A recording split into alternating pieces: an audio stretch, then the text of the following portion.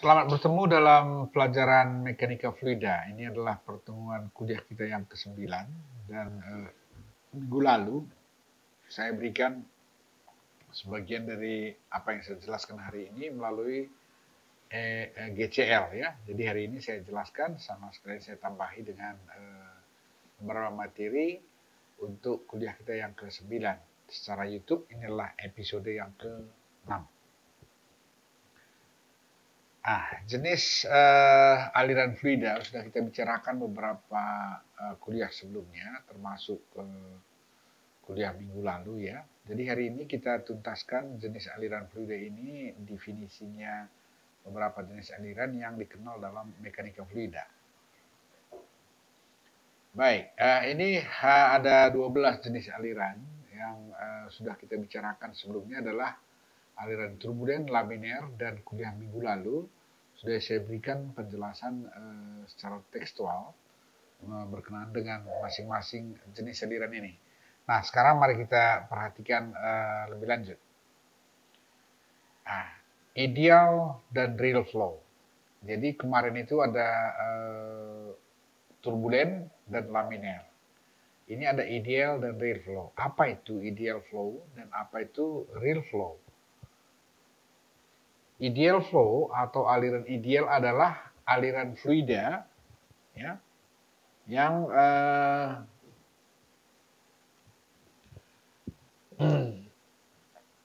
pada aliran tersebut diasumsikan ya tidak ada gesekan atau frictionless, kemudian dan incompressible. Artinya incompressible itu density-nya tidak berubah-ubah ya, artinya tidak walaupun ditekan gitu, tapi density daripada fluida tersebut tidak berubah. Kemudian ideal flow ini terjadi pada ideal fluid ya. Apa itu ideal fluid? Ideal fluid adalah incompressible, flow steady without friction. Jadi artinya sama seperti yang dijelaskan tadi. The flow is laminar. Ya, jadi pada saat aliran ideal ini terjadi, alirannya akan laminar. Ya, can be presented graphically by streamline. Jadi kalau dia laminar, pasti di sana juga bisa direpresentasikan oleh garis yang streamline. Ya, streamline nanti kita lihat apa definisi di streamline. Ya. In a straight section of pipe with constant cross-section area, all fluid particles move with the same velocity. Different streamlines do not cross.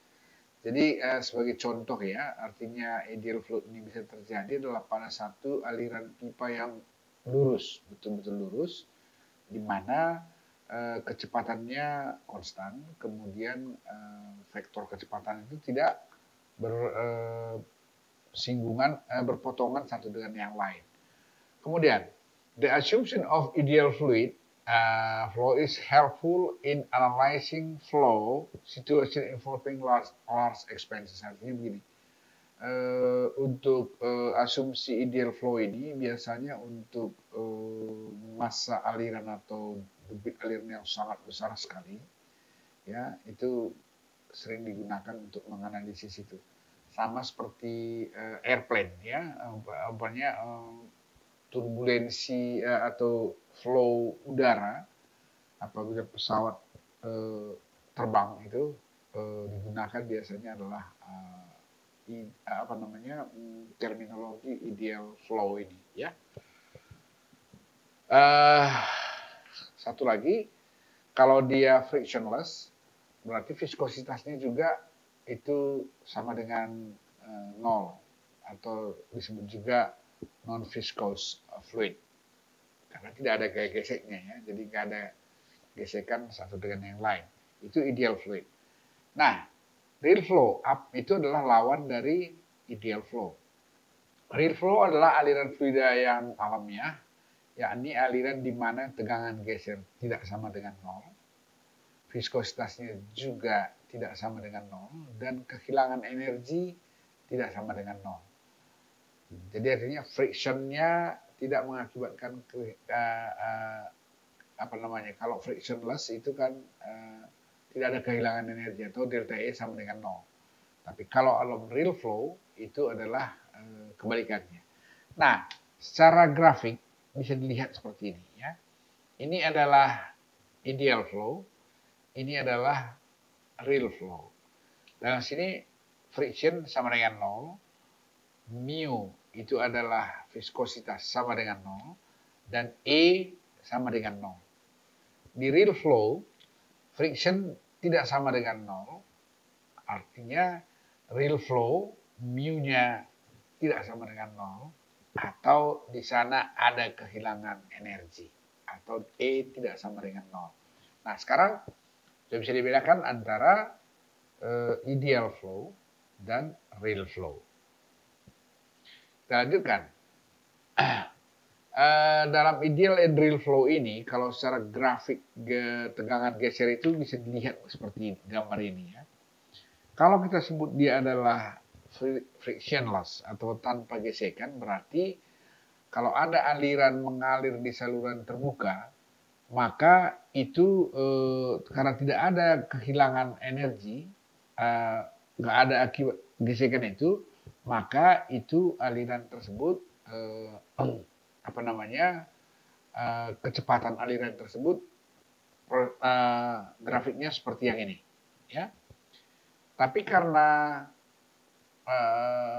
saluran terbuka itu pada umumnya itu adalah non frictionless ya, artinya punya friction, maka sesungguhnya distribusi kecepatan itu akan seperti ini, sehingga dia itu di permukaan paling atas itu kecepatannya lebih besar, ke bawah makin lama makin kecil ya, seperti itu. Nah, jadi ini dalam arti perbedaan antara frictionless dan non frictionless atau aliran ideal dengan aliran real. Nah, di kuliah kita yang pertama dulu ada saya jelaskan apa itu Newtonian fluid ya, artinya semua rumus-rumus di mekanika fluida ini yang kita turunkan ya, itu semua tunduk kepada kondisi fluida yang Newtonian ya. Apa itu syarat Newtonian? Itu hubungan antara shear atau pergeseran antara du per dE, ini du tadi ya, ini du ke bawah ini dE ya, dE gitu ya. Itu hubungannya dengan shear stress itu linear seperti ini.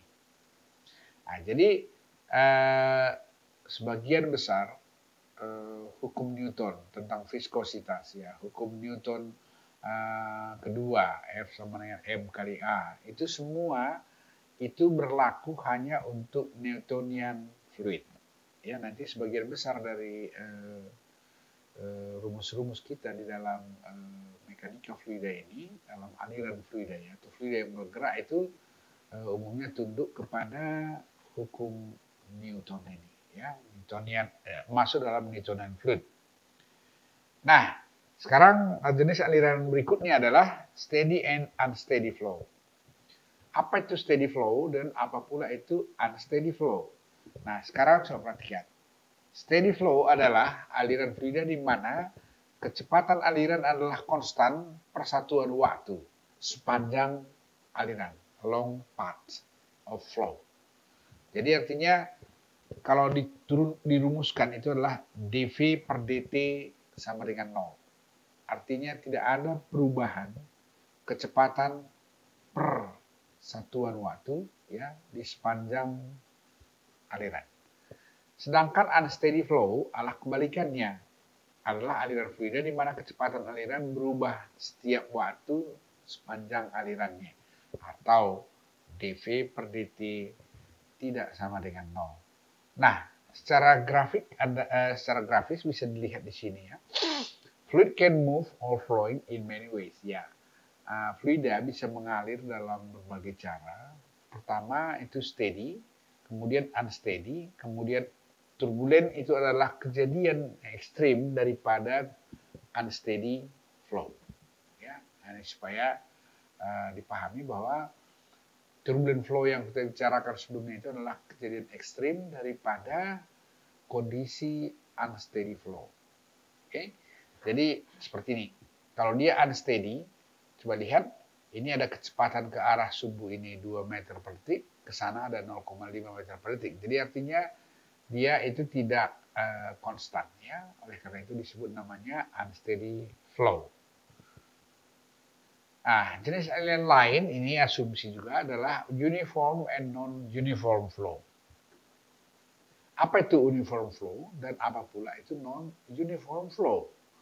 Jadi kalau uniform flow adalah aliran fluida di mana vektor kecepatan, ya, vektor kecepatan aliran pada setiap titik di sepanjang saluran adalah sama besarnya dan sama arahnya. Nah, jadi kalau demikian, apa itu uniform flow? Itu adalah kalau kita punya katakan ini adalah saluran terbuka, ya, ini adalah V. Jadi vektor kecepatan, vektor tahu ya, vektor itu adalah gaya atau suatu besaran besaran yang mempunyai arah dan besaran, ya, arah dan besaran. Jadi tanda panah ini arahnya dan ada besarannya, itu namanya vektor. Vektor kecepatan itu adalah sama di setiap titik. Berarti di sini sama, dan di titik. Katakan ini titik 1 gitu ya. Ini adalah titik 2 gitu. Di sini pun nanti sama. Semua V-nya sama. Kondisi aliran seperti ini disebut namanya uniform flow atau aliran seragam. Artinya di semua penampang, baik penampang 1, penampang 2, itu velocity-nya atau kecepatan alirannya sama dan juga sama pada setiap kedalaman, ya, dari mulai H 0 sampai H, ya. Jadi ke arah vertikal sama, ke arah horizontal pun sama. Ini namanya adalah uniform flow. Jadi uniform flow ini itu dituliskan dalam bentuk dv per ds itu sama dengan 0. Artinya tidak ada perubahan kecepatan, ya. Sedangkan aliran tidak seragam itu kebalikannya, ya, kebalikan dari itu. Fluida di mana vektor kecepatan aliran pada setiap titik sepanjang saluran adalah berbeda besar dan arahnya. Jadi dv ds. Jadi artinya dia tidak begini, ya. Besarnya ada bisa ke sana dan ini kira-kira seperti ini nih. Seperti ini, ya. Ini besar dan arahnya. Ini arahnya umpamanya ke sana. Ini arahnya ke sini. Ini arahnya pun beda, besarnya pun beda gitu ya. Nah, itu adalah uniform and non-uniform flow. Oke. Nah, secara lebih jelas mungkin bisa dilihat dalam grafik ini, ya. Inilah contoh yang saya sebutkan tadi, di mana kecepatannya, ya, lihat nih, ke arah vertikal sama, ke arah horizontal juga sama, ya. Ini vertikal, horizontal.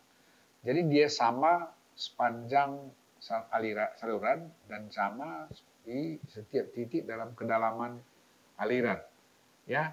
Kemudian non uniform itu seperti ini. Lihat ya, di sini mungkin V-nya V1. Di sini mungkin V2.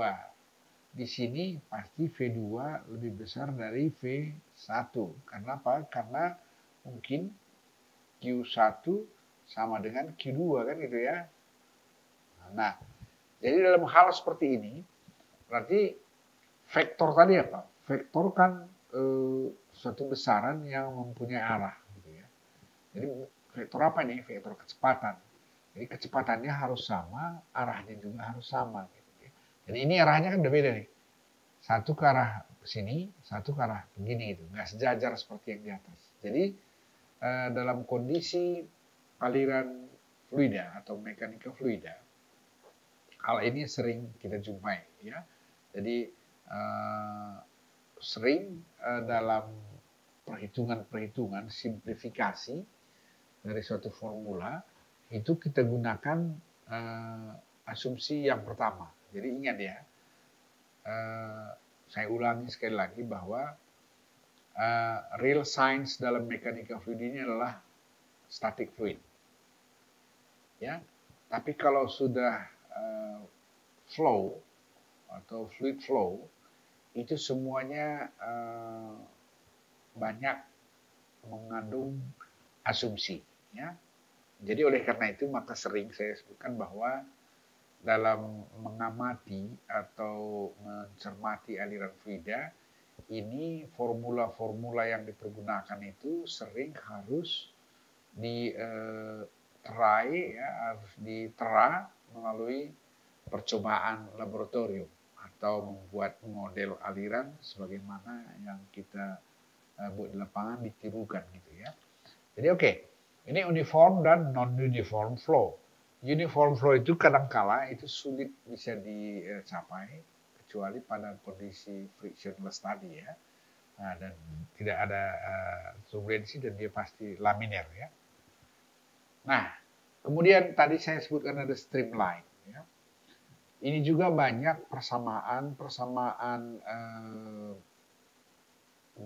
mekanika fluida, aliran fluida diturunkan berdasarkan kondisi ini. Artinya beberapa persamaan seperti persamaan Euler, persamaan Bernoulli, gitu ya, itu semua diturunkan berdasarkan asumsi bahwa setidak-tidaknya ada satu, ya umpamanya begini, ada satu garis streamline pada satu aliran gitu ya. Ini adalah aliran gitu ya. Jadi mungkin saja streamline-nya bisa bengkok-bengkok gitu, tapi setidak-tidaknya ada streamline. Jadi kalau itu ada, maka persamaan Euler, ya, yang itu dalam kontrol volume yang bergerak ya dalam moving, itu berlaku hukum Euler itu, dan juga adalah persamaan Bernoulli diturunkan kalau ini ada, gitu ya. Jadi kalau garis streamline itu tidak ada, itu rumus itu harus dimodifikasi atau dilakukan dengan model ya. Nah, jadi streamline ini secara matematis itu bisa dituliskan seperti ini ya. Perbandingan antara lintasan ke arah sumbu X, lintasan ke arah sumbu Y, lintasan dengan kecepatan ke masing-masing arah tersebut itu sama. Nah, jadi artinya begini ya. Itu kalau ada streamline di sini, kemudian di sini, dan di sini gitu kan. Ini kan katakan 1, 2, 3 gitu kan. Di semua titik itu harus berlaku, artinya kecepatan itu begini. Nah, ini ya. Ini sumbu A, ini sumbu X, ini sumbu Z gitu ya. Jadi artinya arah 3 dimensi. Perbandingan antara jarak tempuh, katakan ini dengan kecepatan U, dia menempuh jarak sepanjang X. Jadi dx per du, kalau ini adalah kecepatannya karena ini, dan ini juga S-nya bisa sepanjang ini, Z-nya ya. Jadi bisa saja X tidak sama dengan Z ya. Nah, itu bisa saja X tidak sama dengan Z. Tetapi dz per dv dw gitu ya, kecepatan terhadap ini sama dengan ini gitu ya. Jadi artinya apa ini? Bisa saja kecepatan pada titik ini dan kecepatan pada titik ini ke sumbu Z, A, ya, dan X itu semuanya beda, tetapi besaran ini pada setiap titik itu sama. Jadi artinya apa?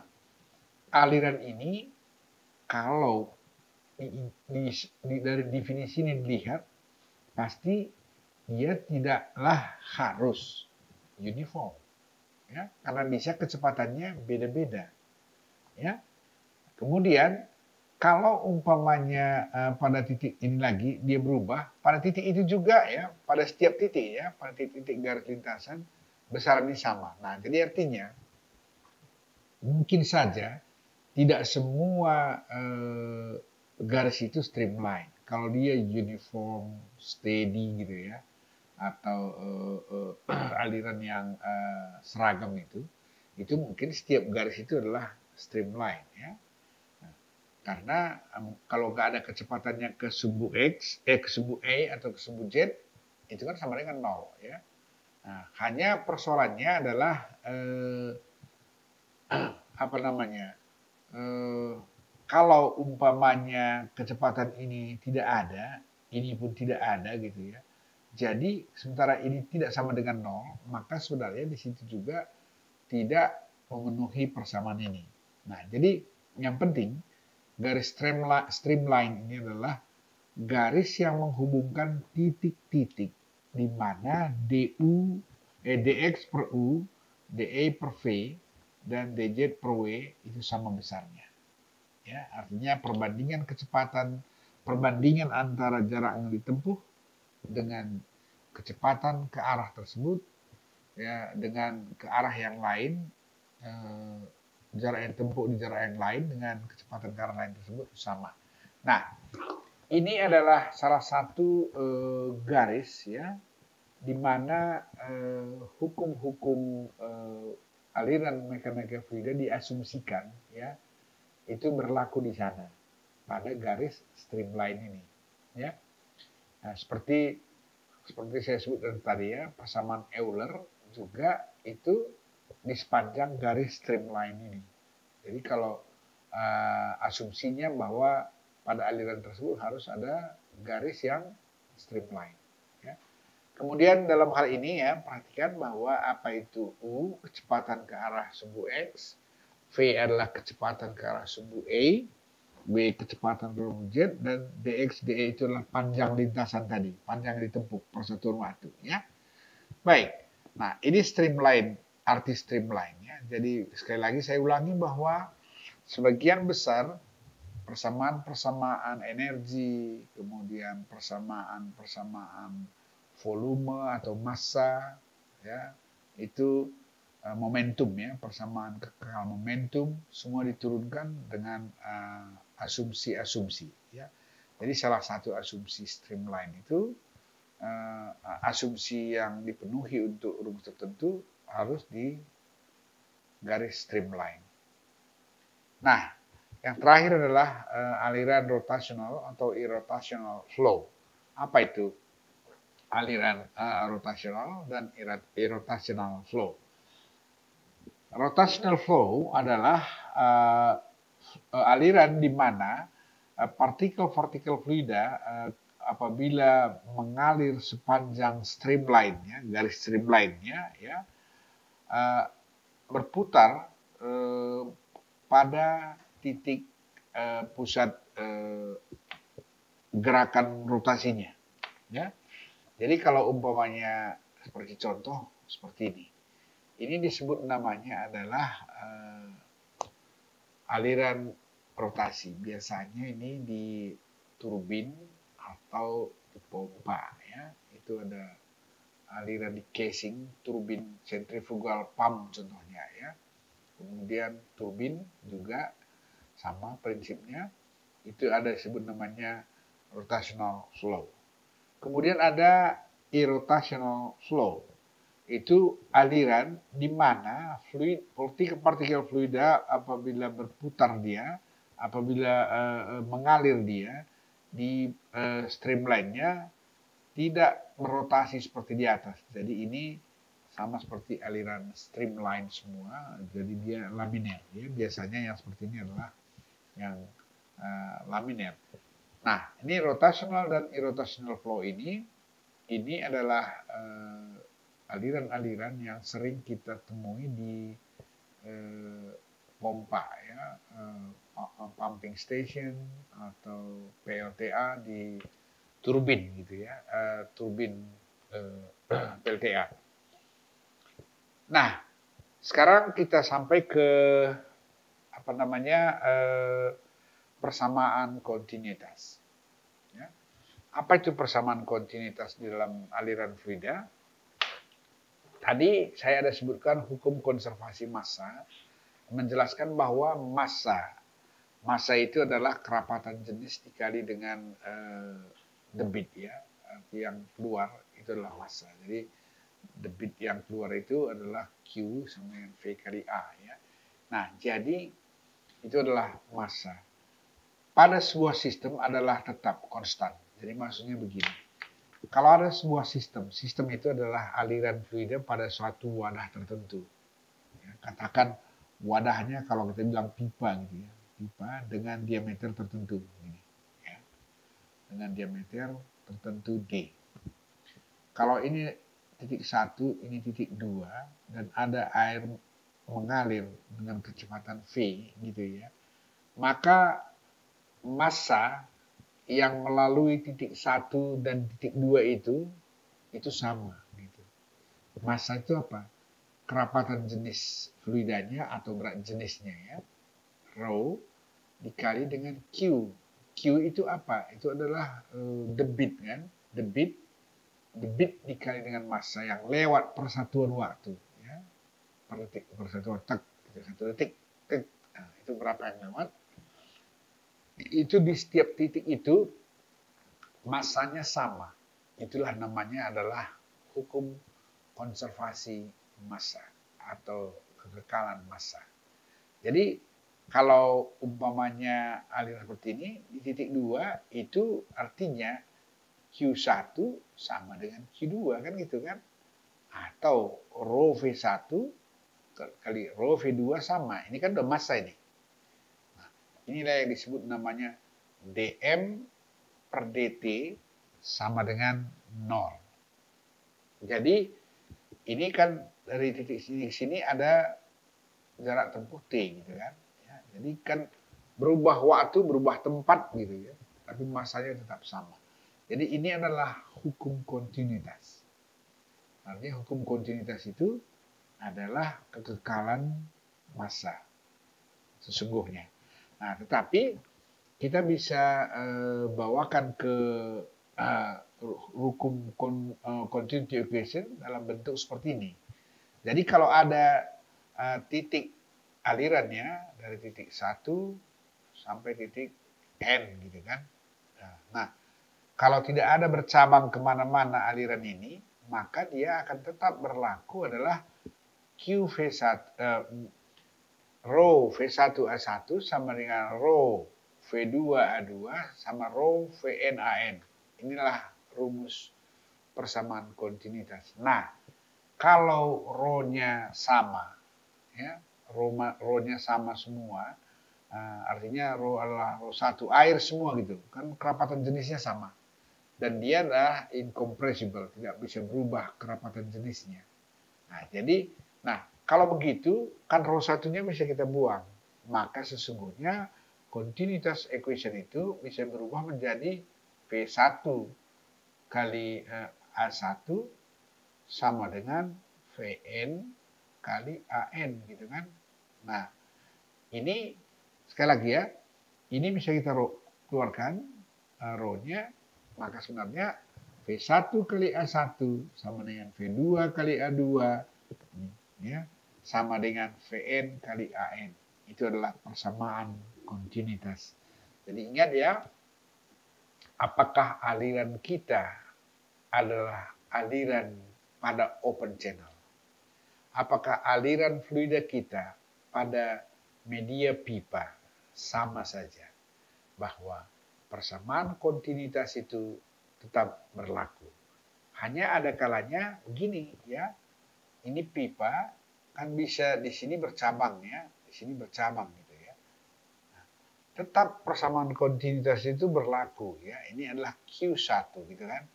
Ini mungkin Q kecil 0, Q1, Q2 gitu kan. Ini kan tetap saja Q sama dengan Q1 sama dengan Q1 plus Q2 plus Q0 tambah Q1 tambah Q2 gitu kan. tetap saja kontinuitas. Setelah Q-nya sama, maka berarti nanti masanya pun begitu juga. V, Q, Q1 kan sama dengan Q kecil umpamanya. Ini Q kecil 0, ini kan sama dengan V0 kali A0 kan gitu ya. Ini juga.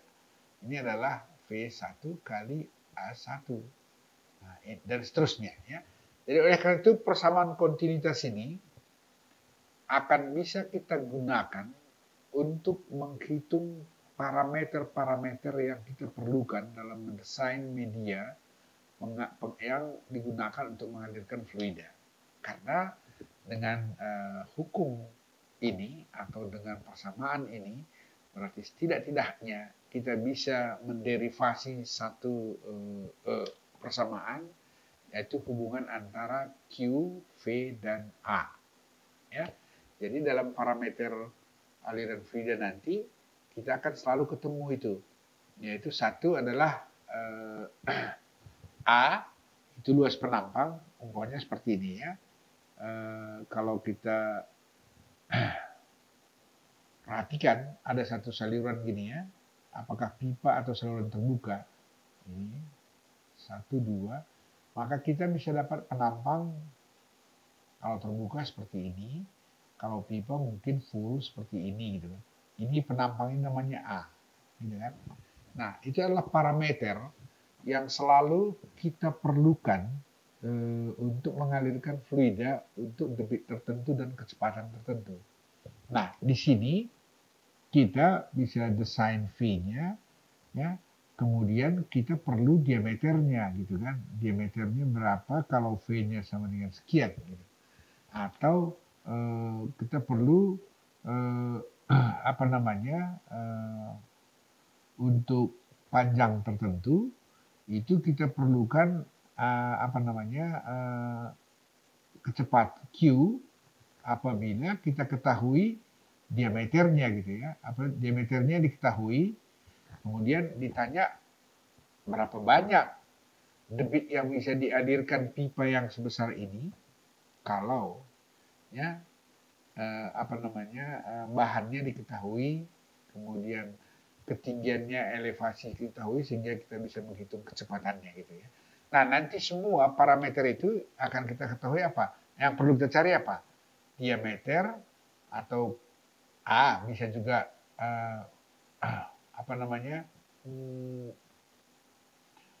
diameter pipa, bisa juga open channel ya, open channel. Ini atau open channel ya, open channel. Nah, ini kalau ini diameter, kalau ini B kali H, ini diameter ya gitu.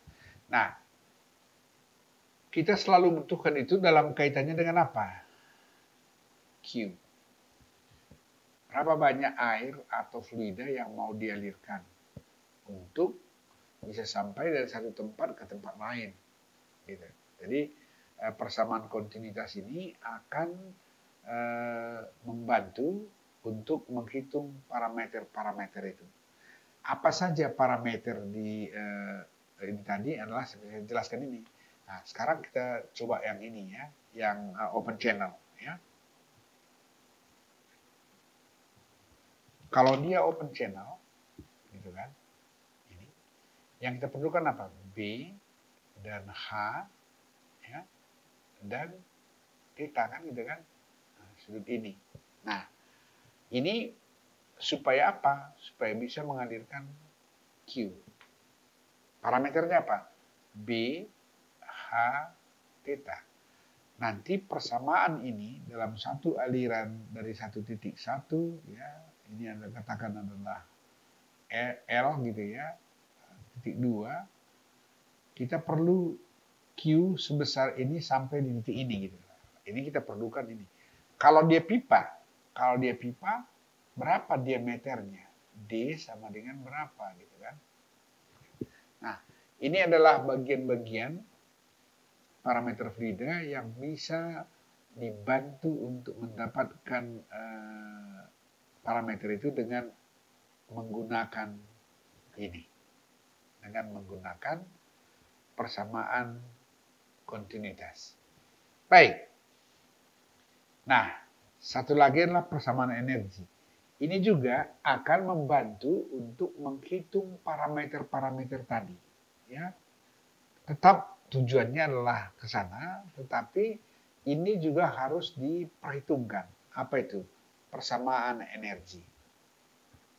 Ya, persamaan energi ini itu secara garis besar ya, itu di dalam hidrolika atau dalam mekanika fluida ini, itu ada kita kenal energi potensial.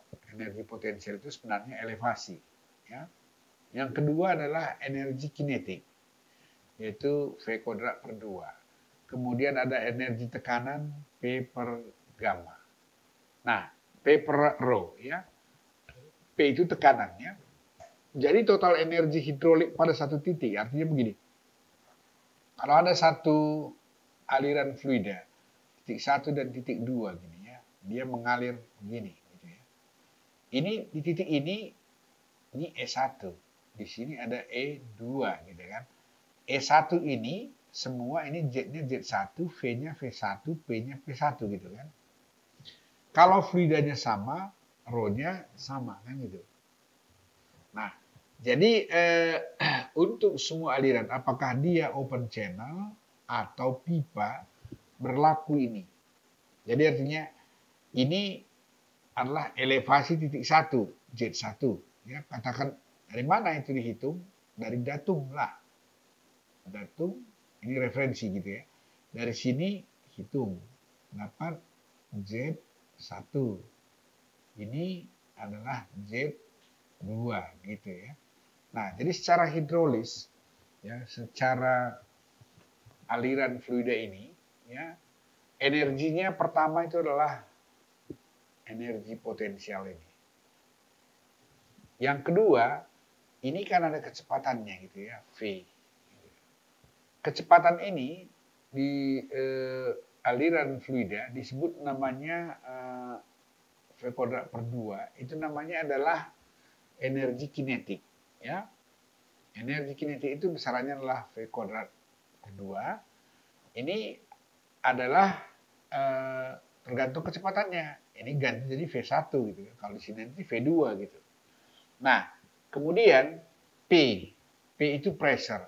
Jadi pada titik ini, pressure sebenarnya kalau di open channel ini sama dengan 1 atm kan, 1 atmosfer. Biasanya 1 atmosfer itu diambil sebagai referensi, sehingga P itu kalau dia open channel, ya, open channel, itu P itu biasanya 1 atmosfer itu sama dengan 0 ya. Jadi sebenarnya energi itu adalah ini. Tapi kalau pipa enggak. Pipa itu pressure-nya tidak sama dengan 0 pada aliran tertentu. Tetapi sama dengan tekanan piezometriknya ya. Tekanan piezometrik itu hidrostatis yang kita belajar dalam fluid statik sebelumnya. Nah, itu kalau di pipa. Jadi beda pressure pada open channel itu semuanya sama. Karena kenapa? Karena semua kontak dengan udara. Jadi kontak dengan udara berarti satu atmosfer ya. Jadi E yang dimaksud di sini adalah energi pada suatu tempat atau satu penampang tertentu di aliran fluida. Jadi dalam hal ini kalau di titik 1 dia E1.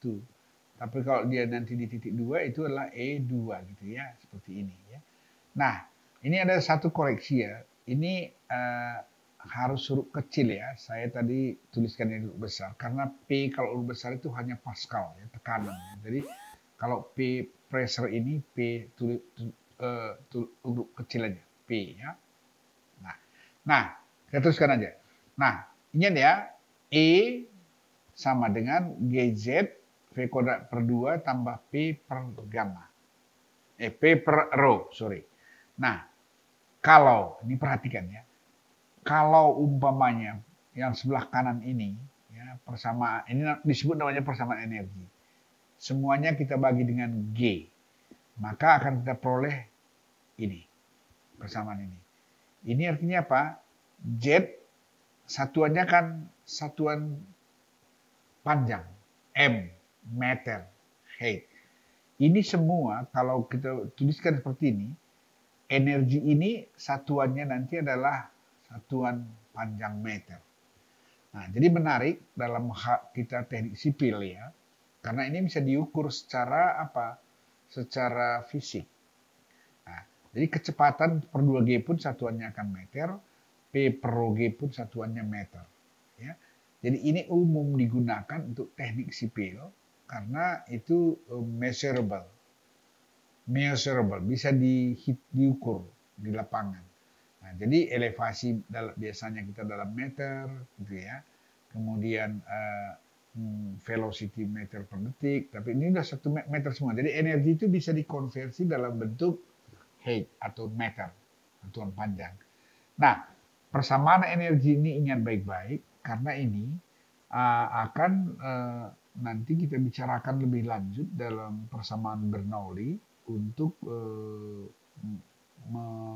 menghitung beberapa parameter-parameter penampang saluran, apakah pipa atau open channel dalam aliran fluida.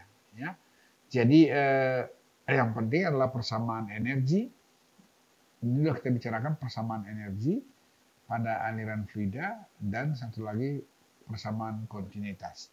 Ini yang dua ini adalah merupakan hukum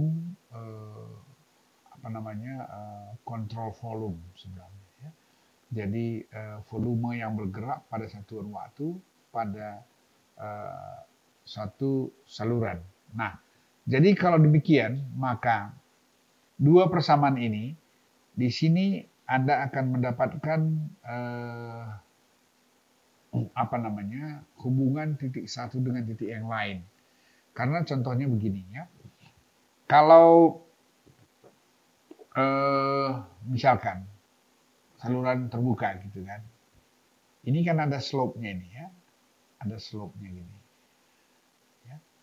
Pastikan kalau ini air, elevasi ini sama elevasi ini kan berbeda nih. Ya. Nah, jadi kalau dia berbeda, berarti kan kalau di awalnya energi satu itu kan besarnya gini gitu kan. Kalau energi dua kan besarnya ini gitu kan. Nah, coba perhatikan di sini. Apa yang Anda lihat di grafik ini? Kalau ini open channel, ini adalah air. Ini kan E1 lebih besar dari E2. Kan gitu kan? Jadi fluida itu mengalir apabila ada perbedaan energi dan air mengalir dari energi yang lebih besar ke energi yang lebih kecil. Kalau energinya sama, apakah airnya mengalir? Tidak, airnya akan diam. Ya. Oleh karena itu, prinsip aliran ini, ya, aliran fluida ini Anda akan pahami dengan memahami persamaan energi ini. Karena ada kalanya orang berpikir kan, oh ini mengalir karena slope. Bukan. Mengalir karena slope energi ini. Slope energinya apa? Kalau ini L. Slope energinya adalah slope energi itu kan sama dengan apa? Energi 2, energi 1 kurang energi 2 dibagi dengan L. Kan gitu. Itu yang membuat dia mengalir. Kalau ini sama dengan 0 gitu ya, maka dia tidak mengalir. Nah, ingat sekali lagi ya. Nah, kalau dia mengalir, ingat rumus persamaan kontinuitas ya. A1 V1 sama dengan A2 V2. Kalau dia nggak bercabang, kalau bercabang totalkan debit cabangnya itu sama saja. Persamaan kontinuitasnya berlaku juga ya. Nah, kalau demikian maka dengan memahami persamaan energi ini, Anda sesungguhnya memahami kapan fluida itu mengalir dan kapan dia diam. Ya, jadi ini prinsip dasarnya. Oke, jadi ini ingat, ini satuannya sudah dalam meter ya. Jadi umumnya ini yang kita gunakan dalam teknik sipil. Baik. Jadi kalau demikian, maka berdasarkan apa yang sudah kita bicarakan ini, maka tentang semua jenis alirannya, aliran itu sudah kita bicarakan. Jadi ulangi, dipahami. Kemudian ada beberapa jenis aliran yang sering kita temui di teknik sipil. Apa yang paling sering kita temui itu? Satu adalah terminologi ya, aliran itu aliran laminer ya. Aliran laminer, kedua adalah aliran turbulen ya. Kemudian asumsi uniform flow ya. Uniform flow. Kemudian 4 asumsi adanya streamline. Ya, kemudian 5 ada steady flow. Ya. Ini yang paling banyak kita temui di mekanika fluida di teknik sipil. Ya. Ingat laminar flow, turbulent flow, uniform flow, dan definisi streamline, kemudian steady flow. Banyak jenis aliran tadi yang kita bicarakan itu harus Anda ketahui juga. Tetapi yang paling sering nanti kita ketemu di teknik sipil adalah jenis aliran ini. Tetapi untuk jenis aliran manapun ini dia, ya itu hukum kontinuitas dan hukum energi itu berlaku di dalamnya. Jadi selalu ingat bahwa ini streamline itu ada pada aliran tersebut. Supaya apa? Supaya ada persamaan energi tadi, ya. Karena energi tadi yang kita bicarakan tadi itu bisa kita aplikasikan gitu ya. Jadi itulah asumsi-asumsi dalam aliran. Kenapa asumsi? Karena realnya itu harus melalui percobaan ya. Nah, oke. Dalam kuliah ini saya akan berikan Anda tugas yang kedua. Yang tugas pertama dulu sebelum mid test ya. Nah, ini tugas kedua. Pertama adalah memilih jawaban, ini pemahaman. Jadi Anda pahami semua jenis aliran yang sudah kita kuliahkan. Kemudian dengan kuliah yang terakhir ini, demikian jawab pertanyaan nomor 1 ini. Pilih salah satu jawaban yang paling tepat dari statement ini. Ya. Yang kedua, ini adalah berkenaan dengan persamaan kontinuitas tadi. Anda aplikasikan persamaan kontinuitas tersebut sehingga Anda bisa memahami apa itu arti persamaan kontinuitas. Yang ketiga ini berkenaan dengan persamaan energi tadi. Nah, saya mohon ini dipelajari dengan baik. Apa yang sudah kita kuliahkan sampai hari ini, saya harapkan sudah bisa dipahami. Dan ini kerjakan ini dengan baik, pahami. Tulis tangan ya, jawabannya tulis tangan, nanti kirim melalui GCL pada tanggal 19 Mei 2021 ya. Jadi pelajari dengan baik, Anda bisa baca textbook. Dengan kuliah yang saya berikan ini, Anda bisa baca buku berkenaan dengan mekanika fluida. Dalam hal ini adalah aliran fluida. Baik, saya kira sampai di sini pertemuan kita pada kesempatan ini. Sampai ketemu pada episode berikutnya. Salam.